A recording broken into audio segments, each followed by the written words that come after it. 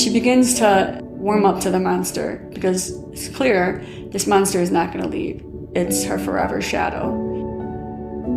She has to go through the journey of acceptance in order to be able to proceed life in a healthy way.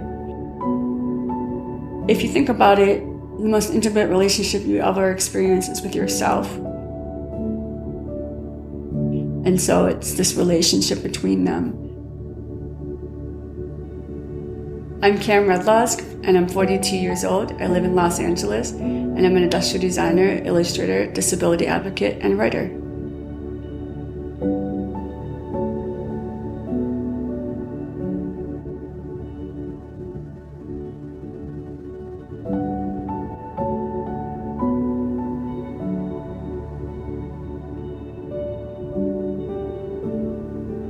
When I was born, I was actually abandoned in Daegu, South Korea, and I was adopted by a family in Michigan. And I had a pretty regular Midwest working class upbringing. I had a lot of fun with my brothers. We did a lot more tomboy type of sports, and I played soccer for about 13 years up until through high school. And that was when I noticed there was things that were different about me physically. But at the time, I didn't know what was really going on. I played soccer, and about my junior year, it was such a disconnect with my body. I would think kick and nothing would happen. And so right there, I had a suspicion something was wrong. And that began the whole process of coming to know that I had a very rare muscle wasting disorder called GNE Myopathy. It took about 5 years and 5 different diagnoses to truly figure out what was going on with my body.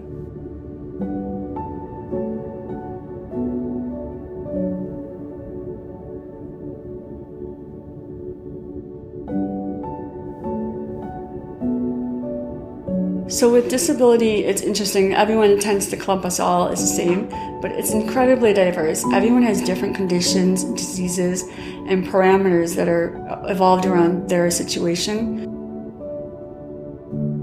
For me, it's progressive, but a progressive condition is very different because with it, you're forced to constantly adapt to a moving target. You're constantly forced to adapt to loss. It's not just one time and that's it, and then you kind of adapt your life to it. This is every week, every month, every year. Something is changing and I'm losing something. I'm not just losing parts of my physicality, but I'm losing things that I loved and used to do, things that I equated my identity to. That's been one of the most difficult aspects of having a progressive condition. I also think what a progressive condition has forced me to do is look at other things rather than my physicality.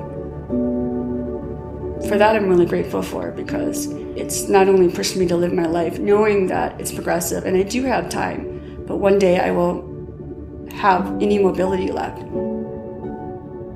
With that, it really gave me a focus and a purpose that my life isn't over, but I know these things will be over one day, and so I'm going to live.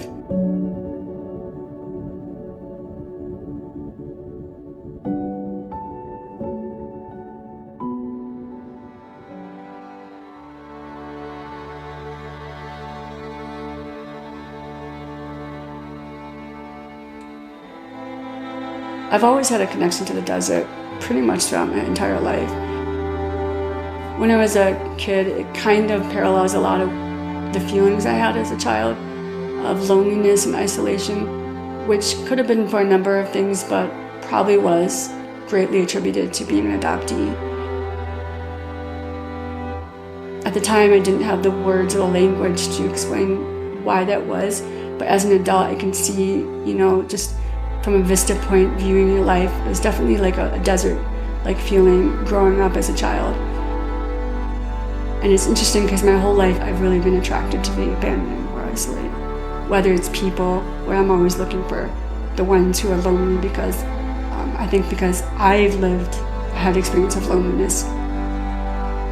It's a clear thing that's popping up in my life all the time.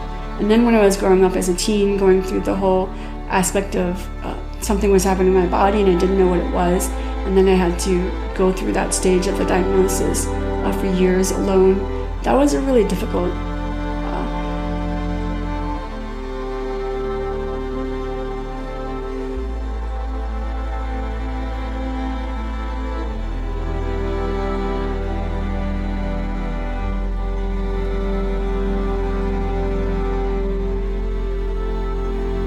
it was just something really difficult to go through alone. And I didn't realize how difficult until I was an adult. You just wished it wasn't happening, or you wished that it would stop happening. The desert really just symbolizes a lot of my life.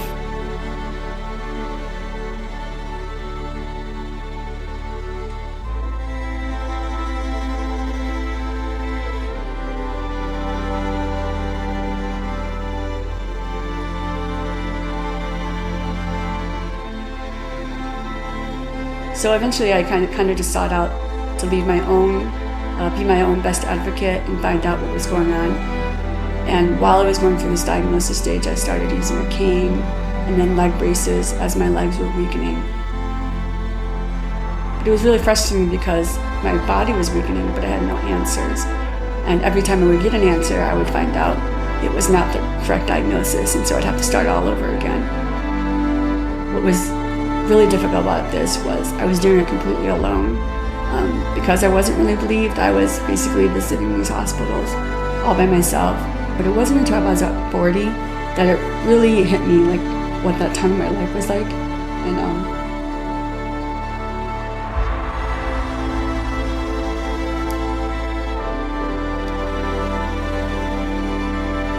over 20 years of living with this, and it still gets me to talk about it. Just to hear it out loud. It makes it feel real.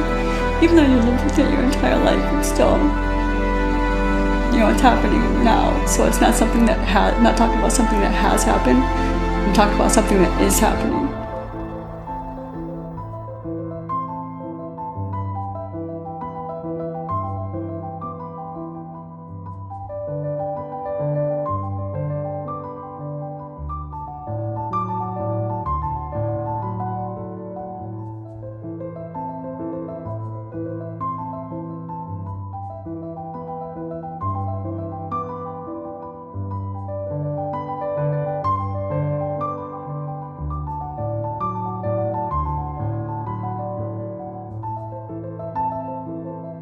For me, my disability has never stopped my relationship with nature. I didn't have disabled role models. I didn't see disabled people in nature. I just knew I liked road trips, and I went to nature, so I didn't really think, oh, should I be invited or not, or can disabled people do this? At the end of the day, at the end of a road trip, when I'm looking in the rearview mirror, it's inherent that there is a little bit of sorrow because you wish you could have seen more. It would be nice if I could do so much more out in nature, if national parks or thought of disabled people, and when they're creating trails that are flatter or things that we can traverse, outside areas or things like that. What I want disabled people to know is, even if you don't feel accepted, find ways to get out in nature. You don't have to be accepted to do something, and that is how things change. I think through stories, because a lot of people just don't know, and so the more they see us, the more they will think of us. A lot of people, able-bodied people, just think that we have no interests, or we don't want to come out of our house, or we don't want to do things, and a lot of times you don't see us because things are not accessible. But what they don't see is, well, one, we're just human and normal like everyone else. We have the same passions, same curiosities, same, heartaches, and same, struggles that everyone else does. I just wish they could understand the difficulties, not to feel sorry for us, but to understand why accessibility is so important. I think with disability, it's such a hard experience to imagine, which I often think imagination is just empathy and creative motion. But to really want to understand what life is like for them, is to require empathy, which provokes change. Changing minds, changing laws, changing accessibility, changing the structure that includes all people, whether it's disability, different genders, race, everything.